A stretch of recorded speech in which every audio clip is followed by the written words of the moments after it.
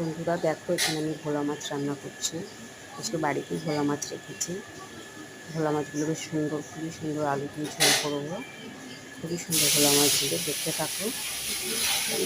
নর্মালভাবেই রান্না করব। ভালো করে ধুয়ে মাছগুলো ভাজছি আমি এখন।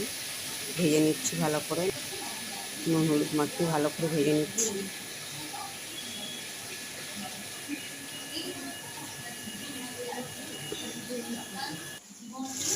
দেখো, ভালো করে ভেজে নিয়েছি মাছগুলো। এবার আমি আলুগুলো ভালো করে কালো দিয়ে ফোড়ন দিয়েছি। দিয়ে আলুগুলো ভেজে নিয়েছি, দিয়ে একটুখানি জল দিলাম, নিলে ওই পুরো মশলাগুলো লেগে যাবে, এর জন্য।